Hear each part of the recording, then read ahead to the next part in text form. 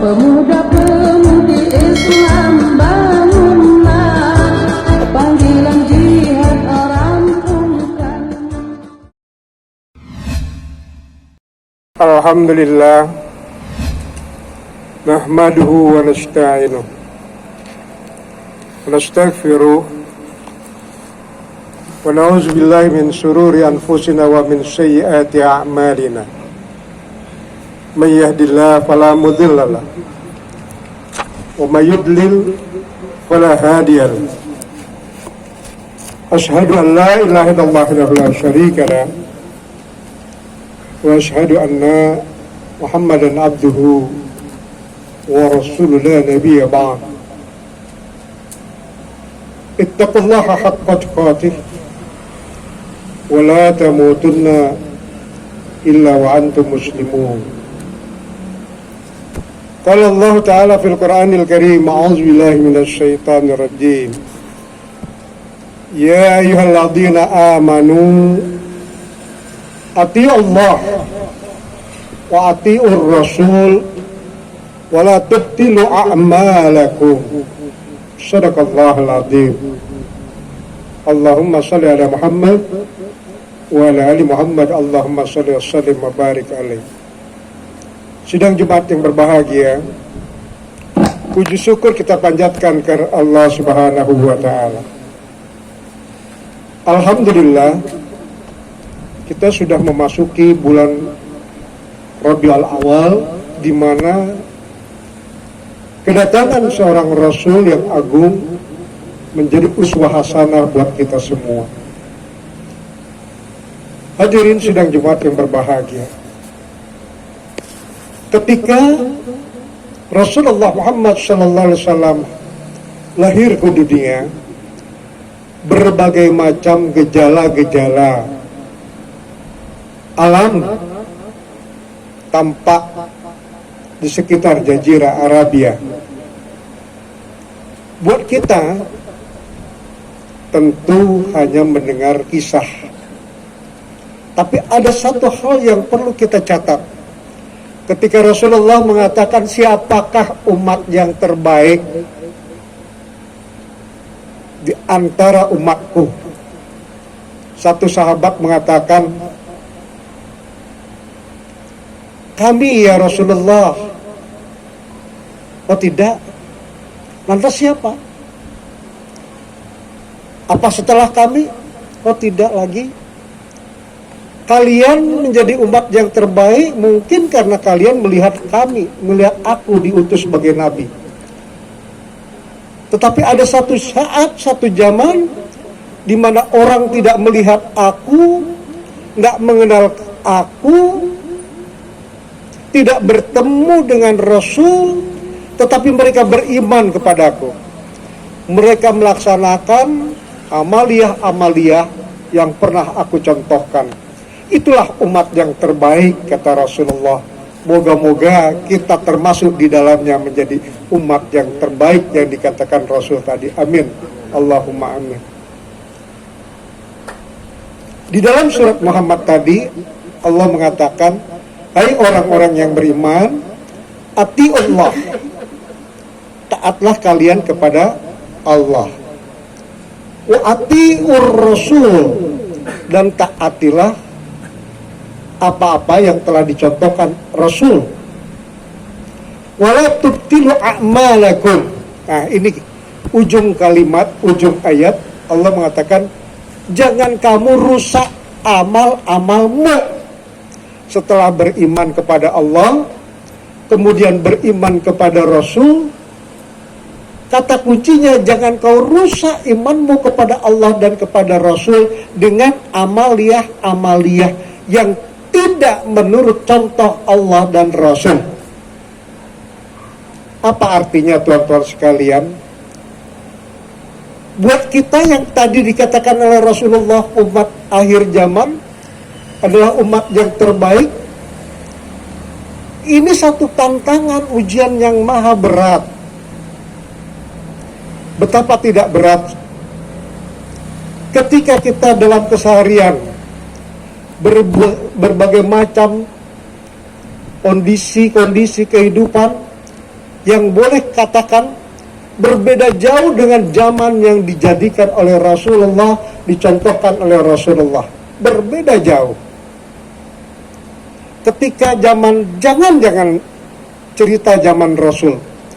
Zaman ketika kita, sebelum kita, zaman orang-orang tua kita, mungkin zaman 10-20 tahun yang lalu, yang namanya penghormatan kepada orang tua, tata krama, budi pekerti, budi luhur, sopan santun, masih menjadi satu hal yang sangat dipegang teguh. Tetapi begitu apa yang terjadi perkembangan terakhir kehidupan, makin kesini, teknologi makin maju, ternyata ada sesuatu yang pudar. Apa itu yang pudar? Akhlak. Teknologi boleh maju,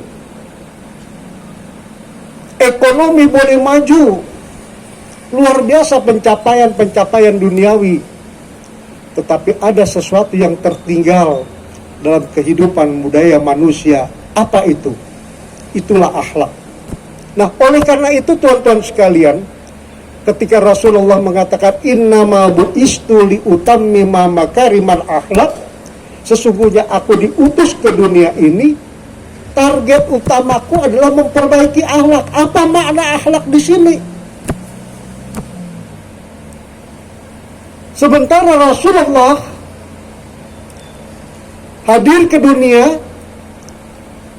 ayat yang pertama diperkenalkan oleh Jibril kepada Rasul adalah Iqra. Artinya apa? Konteksnya adalah intelektual, Iqra, pengetahuan, scientific, keilmuan. Jadi artinya umat Muhammad ini sudah hidup bukan lagi pada zaman batu, bukan pada zaman purba, tetapi sudah masuk kategori zaman menengah ke belakang, menegah ke depan, maksud saya. Artinya umat Muhammad tidak lagi bergelut dengan menengah ke belakang ke akhir zaman tempo hari, zaman bahula, tidak. Tapi umat Muhammad dilahirkan zaman menengah menyongsong sampai akhir zaman, di mana Rasul memberikan satu guidance, ya, untuk mengantisipasi kemajuan zaman itu. Kuasai sains dan teknologi. Nah, oleh karena itu dalam prinsip Islam yang namanya menuntut ilmu, tuan-tuan, mari kita coba kaji sedikit saja. Talabul ilmi faridatun ala kulli muslimin wal muslimat minal mahdi ilal lahdi. Kewajiban menuntut ilmu buat seorang muslim laki maupun muslim perempuan minal mahdi, mulai dari buayan. Ingat saudara, minal mahdi ilal lahdi, sampai masuk ke ujung kubur. Kewajiban menuntut ilmu. Bandingkan dengan kewajiban sholat. Kewajiban sholat mulai akil balik, berbeda dengan kewajiban menuntut ilmu. Apa artinya? Sholat pun harus atas dasar ilmu. Nah, itulah ikon kehidupan umat di zaman Muhammad. Maka itu Iqra, lambangnya Iqra, baca, kuasai sains dan teknologi. Kuasai itu, tetapi bi ismi rabbika alladzi khalaq. Menguasai sains dan teknologi, ilmu pengetahuan, harus atas dasar keimanan Sang Maha Pencipta. Jadi jangan dijadikan ilmu pengetahuan sebagai satu dewa yang dibesar-besarkan, diagung-agungkan di atas segalanya. Tidak. Rasulullah berhadapan dengan umatnya, berhadapan dengan paman dan keluarganya, orang-orang kafir Quraisy ketika itu. Bukan orang kafir Quraisy itu tidak berpengetahuan, hebat dia. Tapi ada sesuatu yang tidak mereka mau terima. Apa itu? Pengetahuan intelektualnya hebat, tetapi pengetahuan spiritualnya mandek, junub, jumut. Nah, itulah Islam. Intelektualmu boleh hebat, tetapi ingat, spiritualmu harus terbimbing, harus nalar, logik. Jangan kata orang, yang penting Tuhan. Tuan-tuan sekalian, sekarang ini sedang menggejala dan sudah banyak penganutnya kelompok-kelompok yang mengatakan bertuhan tetapi tidak beragama. Banyak yang mengklaim itu, saya bertuhan tetapi saya tidak perlu beragama. God without religion. Ideologi itu berkembang di mana-mana. Kenapa? Mereka tidak mau mengakui yang namanya nabi. Mereka tidak lagi mengakui yang namanya kitab suci. Mereka tidak lagi mengakui yang namanya hari akhirat. Mereka tidak lagi ada konsep dunia maupun akhirat, surga maupun neraka. Pendeknya, saya ini bertuhan, titik, selesai. Jangan kau persoalkan Tuhan saya. Tuan-tuan sekalian, orang yang nalar, yang rasional, spiritualnya harus terbimbing dengan logikanya. Maka Islam mengatakan, man arafa nafsahu faqad arafa rabbahu. Siapa orang mengenal dirinya, pasti dia akan mengenal Tuhannya. Kalau seandainya Islam mengajarkan engkau mulai dari nol, tetapi dengan izin Allah, Allah meniupkan roh kepadamu. Alastu birabbikum, bukankah aku yang meniupkan roh? Akulah Tuhanmu. Maka kita sebagai orang-orang yang dihidupkan oleh Allah mempersaksikan diri, balag syahidna, betul engkau ya Allah. Nah, saudara-saudara sekalian, artinya kelahiran Rasulullah Muhammad SAW dengan misi keilmuan, artinya kita berhadapan dengan orang-orang yang pada zamannya ilmu pengetahuan dan teknologi itu menguasai luar biasa, ya, tetapi harus dibarengi dengan tauhid yang sebersih-bersih tauhid. Mudah-mudahan khutbah ini ada manfaatnya. Barakallahu li walakum.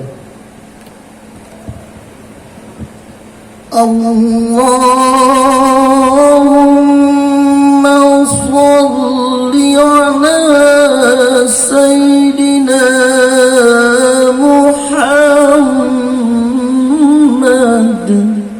wa ala ali Sayyidina Muhammad.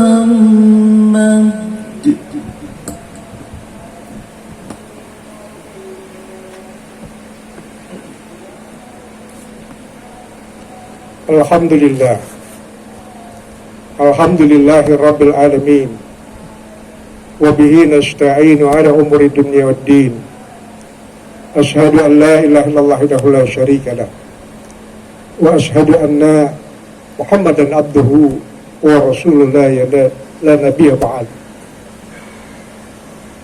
Qala Rasulullah Muhammad sallallahu alaihi wasallam, la ya'ti 'alaikum jamanun ila allazi ba'dahu sarru minhu hatta talqaw rabbakum. Rasulullah mengatakan, engkau tidak akan menghadapi, tidak akan menjumpai satu zaman ila allazi ba'dahu sarru minhu, kecuali zaman setelah kamu, zaman setelah kita ini, sarru minhu, lebih jelek, lebih parah, lebih rusak dari zaman yang kita pernah alami. Tuan-tuan sekalian, kalau pakai teknologi saja, siapa bilang zaman besok itu ya zaman lebih canggih dong? Masa lebih jelek? Teknologi betul lebih canggih, tetapi the man behind the gun-nya itu, moralitasnya itu itu spiritualnya itu yang rusak, lebih rusak daripada hamba-hamba kita yang beriman terdahulu. Kenapa? Karena ukuran iman kadang-kadang didrive, dimonitor, dikonsep atas dasar kehendak-kehendak teknologi. Tuan-tuan sekalian, betapa tidak, ketika kita harus melaksanakan sholat itu ati Allah wa ati Rasul. Patron utamanya perintah Allah dan mencontoh Rasul. Pernahkah di zaman Rasulullah ada yang namanya pandemi? Pernah. Pernahkah yang di zaman Rasulullah ada namanya wabah atau taun? Pernah. Bagaimana ketika menghadapi wabah itu? Rasulullah memberikan satu petunjuk. Itu penyakit. Jangan kau datangi penyakit itu. Hindari. Bukan kita, wah gagah-gagahan. Ini dadaku, mana dadamu? Aku gak percaya sama COVID.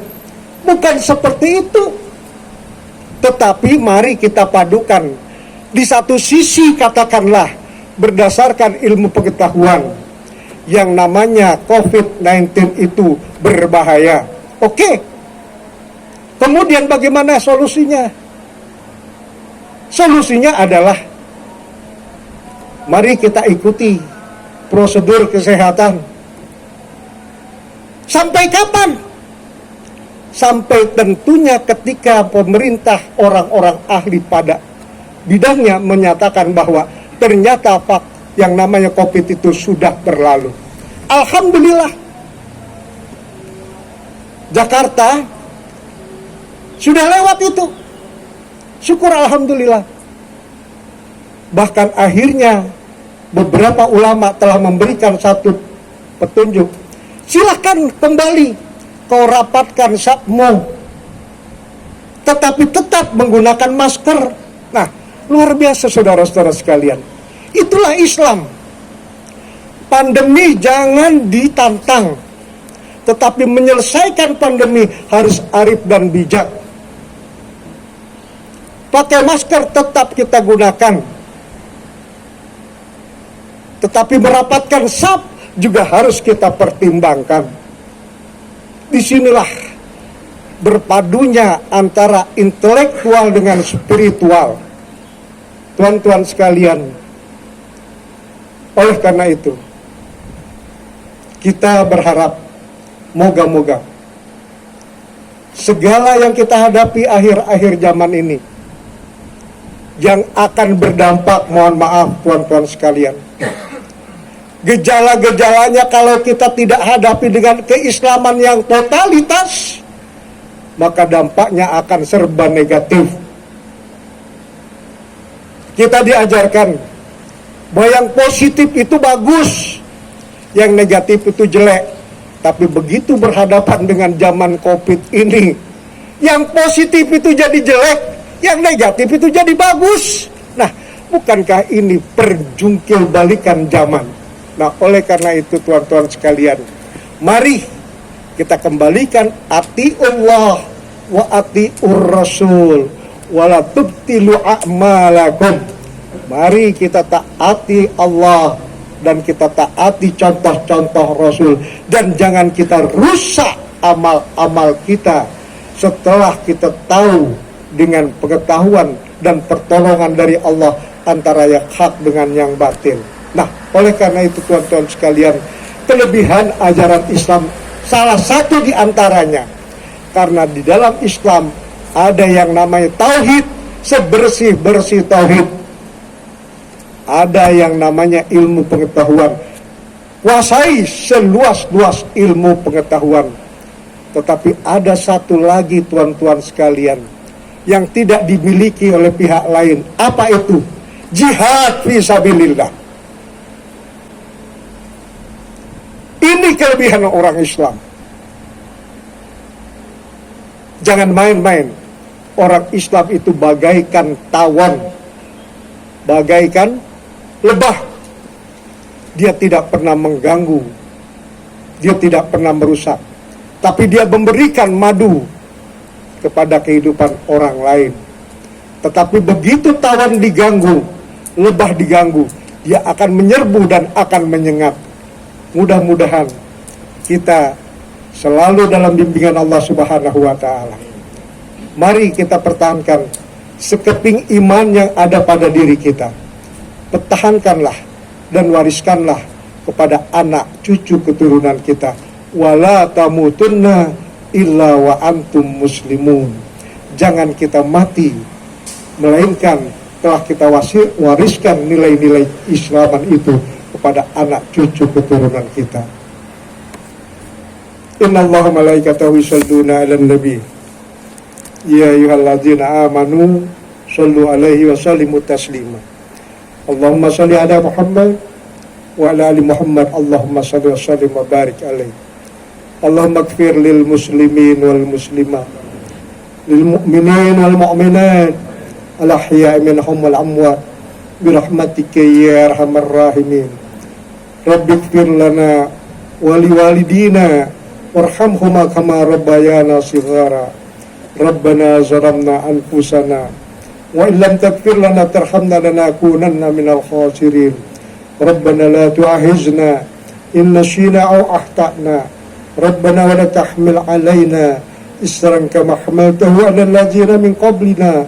Rabbana wa la tuhammilna ma la taqata lana bih wa'fu 'anna waghfir lana warhamna anta maulana fa'ansurna 'alal qaumil kafirin. Rabbana atina fid dunya hasanah wa fil akhirati hasanah wa qina adzabannar wadkhilnal jannata wal abrar. Ya Aziz ya Ghaffar ya Rabbal alamin. Ibadallah, innallaha ya'muru bil adli wal ihsan wa itajil qurban hanil fasal wal munkar wal baghi ya'izukum la'allakum tadhakkarun wa zikrallahi akbar. Pemuda-pemudi Islam